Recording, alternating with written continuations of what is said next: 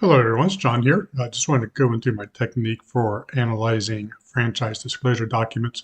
The goal here is to see whether or not a franchise can pay you a particular rate of return on your initial investment as they itemize in item 7. In this exercise, as you see on my videos, I choose 10%.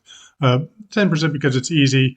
It's what you would consider the average rate of the Dow Jones Industrial Average since 1926. It is growing at 10% per year. Since then, obviously, some years are different than others. So some years they go down, some years it goes up. But overall, it's a 10% rate of return. And to be quite frank, if you can't earn 10% on your franchise investment, then don't invest in the franchise because you might as well just stick that money into the stock market, right? Okay, so my exercise effectively has me go through a franchise disclosure document. In this one, I'm going to choose Jersey Mike's. I have an Excel sheet that I've already created where I can just put this information. This is effectively it. I first calculate the rate of return analysis. So what I do is I go to item 7 on the franchise disclosure document, go down here.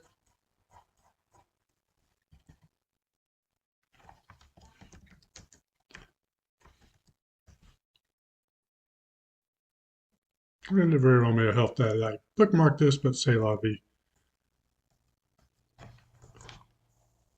Anyway, so you go to item 7, and then item 7 here, it says that the average is 203,000 to 1.37 million. So 203,000 plus 1.3 million is at 1.5. Divide that by 2, that's $750,000. Now that $203,000 figure is pretty suspicious. It might be a restaurant that already had much of the equipment, et cetera, that needed and just was able to convert into a Jersey Mike's. 1.37 seems to be on the high end, but these are locations. So I think $750,000 is as good as any, and that is the number they give us. So we're going to put $750,000 here. Okay, and now what I'm going to look for is I'm going to look for monthly fees. And effectively what I'll look for is the tech fees, because I freaking hate tech fees. Spending hundreds of dollars for POS systems that your customers getting charged 2.7% on anyway is frankly just a scam. I don't care what you say. So we're going to go to item 6. Okay, and let's see, item 6, other fees, and we're going to look for tech fees. Okay. Let's see. Monthly software license fee and support package for point of sale systems, etc. $395 a month, may increase to $795 a month within the 12 months following the issuance dates of this franchise of this disclosure document. All right, so that's $400 to $800 a month. I'm going to put $500. I'm going to be kind to these people. So $500, that's $6,000 a year for your POS system that a lot of companies will just give you.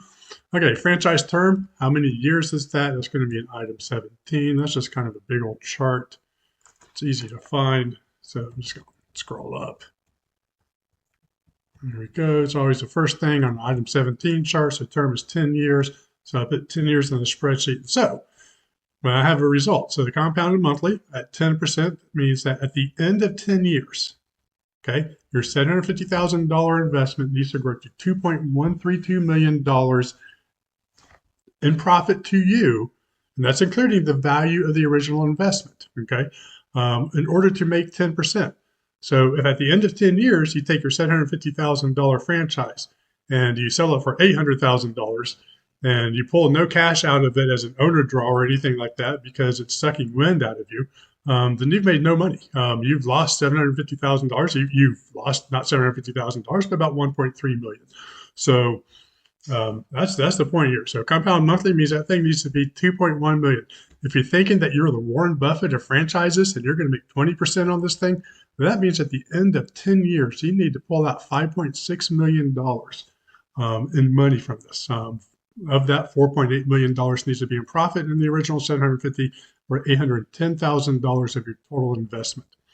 Okay, so your 10% return less your total investment on the Jersey Mike's is $1.3 million, which means that at the end of 10 years, assuming that you can sell your Jersey Mike's for the same amount of money that you put into it, you need to pull out $133,000 in cash every year for 10 years. Now, some years you may pull out more, some years they may pull out less, but at the end of it, you need to pull out $1.3 million in cash and put it into your pocket in order for you to earn that $2.1 million that 10% rate of return.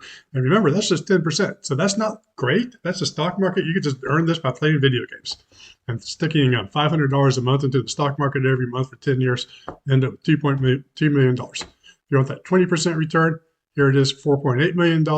You need to pull out $482,000 every year from your Jersey Mike's location. Is that possible? I'm thinking probably not, but let's go ahead and check that out.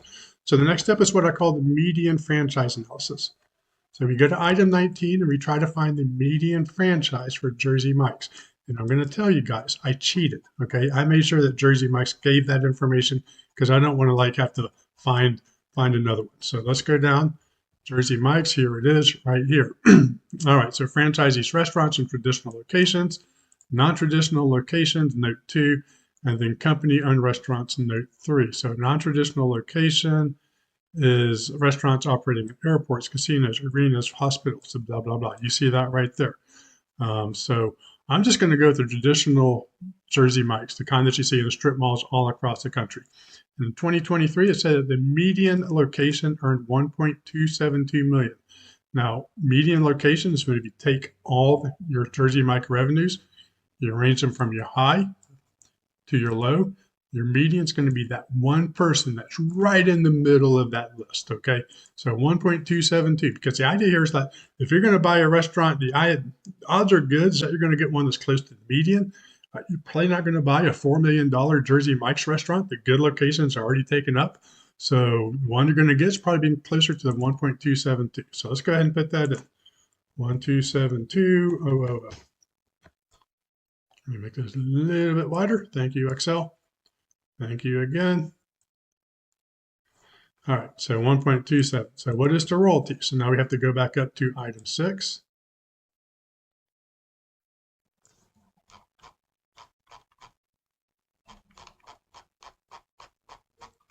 My apologies, lots of footnotes. I always love seeing footnotes. All right, so royalties here. Item 6 is big. Continuing royalty fees, 6.5% of gross receipts for a standard franchise agreement. Fine. 6.5%. Let me fix this so that, okay. Marketing and advertising percentage. Okay, 1% for corporate advertising development fund. Do they have anything else? The National Media Fund of 4% of gross receipts. And then it looks like they have a grand opening of $12,500. So that's about, what, $1,000 a year. I'm actually good. Okay, so I have 5% here. That 4% plus 1%. Oops, let's make sure I got it right. Okay, the base monthly fees, there's that grand opening, $12,500. That kind of comes out to about $1,000 a year. Let's just do 50. Okay, is there a convention? Conventions tends to be annual. And if you can avoid the convention, I don't put it here, but if they charge you a fee, regardless of whether or not you come, it is another. I'm looking over here, and this one, identification. I'm not seeing a convention. All right, so they don't have a convention. All right, so you gotta look for that convention. If you do see a convention, it's like, okay, well, we're gonna charge you like $1,000 to go to the convention. Put that in there because this is for your annual cost, and they're charging you $1,000. This place does not, so there we go. All right, so I have the tech fees already accounted for in here, the annual tech fees. So out of that Jersey Mike's of $1.2 million, the franchisor is going to pull out $153,000 in fees, and that's actually, let's just go ahead and do the math here. Let's see. Got to keep me humble. All right, so that's 12%. That is 12% of all your revenues, 12.05% of all your revenues going to the franchisor. All right, so you have $1.18 million left after the franchisor fees. And these are the minimum franchisor fees, okay? So just letting you know, it's going to go higher. It could be just $160,000, it might be $200,000. But as you note, there are a lot of fees here. Some of these are just one-time fees. Some of these are going to be miscellaneous. If you ever get audited, you're going to have to pay that. Any late fees, supplier approvals, some of the stuff for opening the restaurant. Here's a secure network fee for, so you're going to charge $31.85 a month. We may increase to $39. I actually should have added this to the tech fees, and I'm going to go ahead and do that. It's $540. Sorry. Okay. See, I love Excel. All right, so everything changed. So still $154,000, 12.09% of fees. Something called Teamwork software fee. Okay, if you decide to use the software, that's another $53. Let's go ahead and put that at $595. You just keep finding these expenses that go to the franchisor as you read this thing. Now it's at 12.14%. So like I said, these numbers are going to go up. Okay. All right. So at the end of this, what we have is remaining after franchisor fees is $1.17 million. Okay. Now remember, we are capitalists, so we pay ourselves first. So we know that at a 10% investment, we need to pull out a minimum of $133,000. So that leaves us with $984,000 left to run the restaurant. Can you spend $984,000 to earn $1.2 million, $1.3 million? I think it's reasonable to assume so. So obviously, you're going to have to look at the more details when you actually talk to the franchisees and get their cost of goods sold, get their administrative costs or SG&A, et cetera, et cetera. But right now, it looks like you can definitely earn 10% and even more on this. If I look at my 20% return, which is this $485,000 right here, that leaves me with $632,000 left to run the business. That's effectively, I have to earn $2 for every $1 that I spend on operations. Can that be done? Again, you have to talk to the franchisees about that. They don't give that sort of detailed information in the item 19s. But I do know that this is a pretty good ratio for, I've seen a lot of franchises that have struggled to spend, to even earn that 10% rate of return.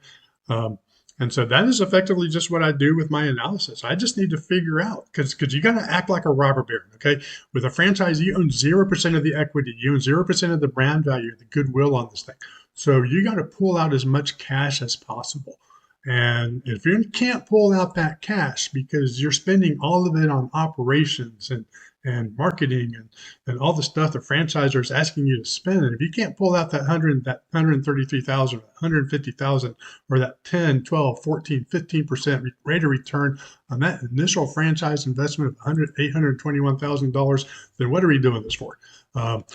I strongly suggest that you run this exercise before even reading the franchise disclosure document, because if the damn thing can't even pay you a rate of return commensurate with the stock market, then what the hell are we even doing here? Don't even read it. Don't even take your time to read it. Just say, it doesn't pay enough, go away. Jersey Mike's, I've run this exercise, and if I want to invest in Jersey Mike's, I would say, okay, this is kind of how it breaks down. Now I actually want to go into the details and start reading and thinking about what I want to do with my investment. And that's effectively it. That is the technique that I derived from the franchise disclosure document to see whether or not this thing can actually pay a 10% or a 15 or 20% rate of return. All right. Feel free to comment, like, share, follow. You know the drill. You can email me at john@bookkeepersa.com. We do bookkeeping for franchises. So we know more than any firm in the country just exactly how hard it is on the franchisee to earn that rate of return. And we're here to help you share that burden and help you overcome it. All right. So you can live the life that you want. All right. God bless. Thank you very much. And we'll be talking. Bye.